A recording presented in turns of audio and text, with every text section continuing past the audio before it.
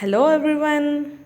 On behalf of Indian Institute of Food Processing Technology, I welcome you all to the presentation on dehydration of moringa leaves. The scientific name is Moringa oleifera. Family name is Moringaceae. And commonly this is called as moringa or drumstick. India is the largest producer and supplier of moringa. Moringa is native to sub-Himalaya areas of northern India. It is popular in the European market and are used as food supplements. The market is expected to reach 66 billion US dollar by 2020. Globally, the export by India is around 500 tons. These moringa are used as food, cosmetics, and as health products. As food, you can see them in herbal tea and as a vegetable in normal cooking. As cosmetics, these are used as ben oil. It's a source of moringa seed. Next, the health products, mostly they are food supplements and they are mostly from moringa powder. Moringa, the superfood. Why it is called as superfood? Because it is full of medicinal properties and it is used in Siddha medicine. Globally, the market for sports nutrition and high energy supplements are very high. So, we can tap this opportunity by supplying the superfood. Hardly 2% of this moringa is processed and 30 to 40% is wasted. And this moringa is also called herbal gold. Why? Because it can combat malnutrition. On the figure on the side, you can see the countries where malnutrition is prevalent, and it is the same countries where moringa also thrives. So, the superfood moringa can combat malnutrition. Main European importers of moringa products from India are Germany, United Kingdom, Austria, France, and Spain. The small producers entering into the global market include some of the African countries like Kenya, South Africa, Malawi, and Mozambique. Why this is a superfood? Because it has immense potential uses. The leaves, the bark, the flowers, the fruit, the seeds, and roots are useful. The immature green pods are called drumsticks. They have a slight asparagus taste. They are prepared in a similar fashion to green beans in home cooking. The seeds of moringa, like peas and roasted nuts, the seed yields around 38 to 40% oil. The edible oil is also called as ben oil. The flowers, when cooked, taste like mushrooms. Leaves are highly nutritious. They can be eaten fresh and cooked like spinach. The leaves are stored as dried powder for a long time. Again, moringa, the superfood, has a good protein quality. You can see that from higher chemical score, protein efficiency ratio, protein digestibility, corrected amino acid score, and the available lysine. What are the nutrients that are present in this moringa leaves? You can see it is rich in vitamin A, thiamine, riboflavin, niacin, vitamin C, fiber, iron, copper, calcium, manganese, phosphorus, zinc, potassium, and it also has a lot of phytonutrients. Apart from this is a source of protein. And there is a small comparison, you can see this. 25 times more iron in comparison to spinach. It has 17 times more calcium in comparison to milk, 15 times more potassium than in bananas, and 10 times more vitamin A than in carrots, 4 times more protein than in eggs, 7 times more vitamin C than in oranges. That's why this moringa is called miracle moringa. The fresh moringa leaves do not have a long shelf life. They are spoiled physically, chemically, enzymatically, and microbiologically.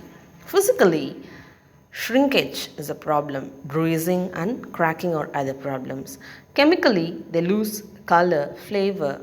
They also undergo non-enzymatic browning. They incur nutrient loss and they go through oxidation and resulting in rancidity. Enzymatically, color changes and or flavor changes will happen. Microbiologically, there can be microorganism growth resulting in toxin production and off flavor. How these moringa leaves can be preserved for a longer time? Dehydration is one method which we can do to store it for a longer time. Dehydration is the process of removing water from material by circulating hot air through it. What it does? It does inactivate enzymes and it also prohibits the growth of bacteria. Grossly, the processing of dehydrated green leafy vegetable is like this. Selection of ingredient, the raw material which is fresh and sound, sorting and washing followed by blanching. In blanching, you can do sulfuring and sulfiting, after which dehydration, sweating and packaging is done. This is the processing of dehydrated moringa leaves. In a simpler way, we have to do preparation for pre-treatment, that is sorting, washing, trimming off the tough stems using moringa de-leafer.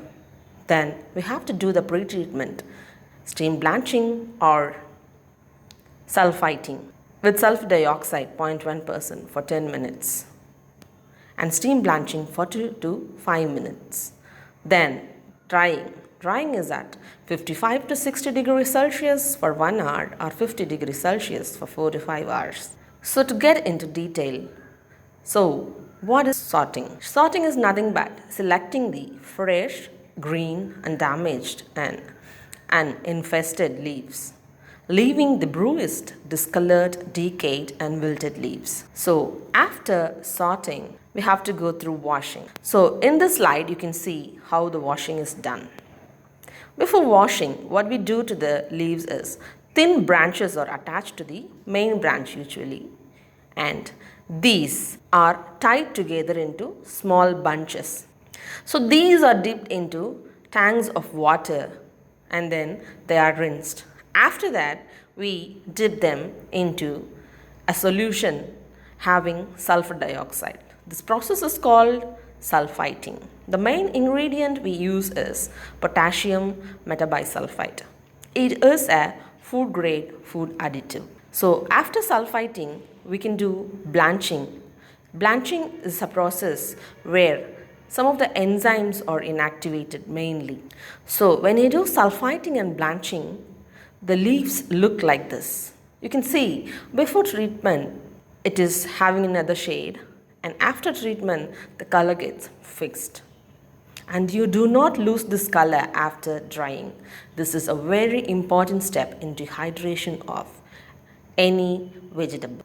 So in blanching, you have two types. You can do hot water blanching or steam blanching. Hot water blanching is at 70 to 100 degrees Celsius for less than 5 minutes. Blanching is mainly to destroy the enzymatic activity. It is generally a heat treatment for specific amount of time, followed by rapid cooling. What is the objective of blanching? The main objective is to destroy or retard certain undesirable enzyme that will deteriorate the quality of the product. It will help to preserve the natural color. It will eliminate air from the product, thus the oxidative damages. It avoids damage to the product. It helps in preserving natural flavor of the product. Since blanching is very important in any dehydration process, what are all the factors that affects blanching? The method of heating, either hot, water or steam. The region specific and species type of the raw material, the size of the pieces of food, here the thickness of the bed, the blanching temperature and the time also is a big factor that affects blanching. So after blanching, what we do is drying. There are different types of drying methods which you can use to dry the products. Air drying, tray drying, fluidized bed drying can be options. After drying, you get the product called moringa curls. These moringa curls, if you want powder, they have to be pulverized in pulverizer and it has to be sieved. The size of the powder is between 50 microns to 100 micrometers, after which the products can be packed in airtight containers. So, in drying, what you do is you spread the leaves on trays or into some container. Like in fluidized bed drying, you can see the bowl in which the product is fed in and it is spread as a layer. So, in fluidized bed drying, what happens is the product is lifted by hot air, and because of the high contact surface area, the product dries very quickly. And since it is dried very quickly at a lower temperature, the color, the flavor, and the nutrition properties are much retained. So after drying, we do sweating, and after sweating, we have to pack them as either curls or pulverize them to powder and again pack them. These are the drying techniques that are available in the market. You can see the picture. There's solar dryer at the top. I've already shown the fluidized bed dryer. The picture is there. There are radio frequency dryers, 3-tier direct dryer, and tray dryers. The common ones are solar dryer and tray dryer. In this slide, you can see the quality requirements for making more dehydrated moringa leaves. What quality you require in the market? The appearance, if it is a powder, it should be a fine powder. The color should be green. Flavor, the characteristic to moringa leaves. Moisture content 8 to 10%, particle size 50 to 100 micrometers, and the legal limits for some of the heavy metals are given like lead, cadmium, mercury, and microbiological standards are also given for plate count and then yeast and molds, and Salmonella and E. coli to be absent. So here again, as per FSSAI, the regulation for dehydrated vegetable is given. The name of the vegetable, moisture content, total ash, ash insoluble, sulfur dioxide, and peroxidase test. For green leafy vegetables, moisture is not more than 7% and sulfur dioxide not more than 2000 ppm, and peroxidase test should be negative. For powders, the moisture content should not be more than 5%, total ash not more than 5%, ash insoluble not more than 0.5%, sulfur dioxide not more than 2000 ppm, and the test should be negative for peroxidase. For the curls or the dehydrated leaves, the endpoint should be the product should be crisp, very dark green, moisture content between 5 to 8%. For powders, the color should be deep in color with rich nutty smell, and the particle size to be 50 micrometers. Having seen the process for dehydrated moringa leaves in the powder and the FSSAI standards, we will get into some of the main players who are producing dehydrated moringa leaf products in India. They are Veg India Exports, Green India, Mother Herbs, Organic India, etc. Some of the African companies that produce dehydrated moringa products are Botanical Natural Products, Moringa Connect, Mosagri, and Moringa Malawi. To conclude, this miracle moringa or moringa superfood is used as a functional ingredient, flavor enhancer, thickening agent, and flavoring agent. Owing to all these properties, this moringa is having a good present and future demand. It also has good potential for export-import market. The availability of the raw material, manpower, and the technology is an added advantage to dehydrated moringa products. like leaves. These products are commonly available in market and are marketed as products supporting immune health, products which increase energy levels, product rich in plant protein, and products improving general health. Some other products that are also available in market are caffeinated energy drinks, vitamins and mineral tablets, and protein based products. These dehydrated moringa leaves and their powders can be used in instant soups, salads, instant tea, and seasoning mixes. Thus, we envisage a good potential for business opportunities in dehydration of moringa leaves. Thank you, one and all. Thank you very much for your patience listening.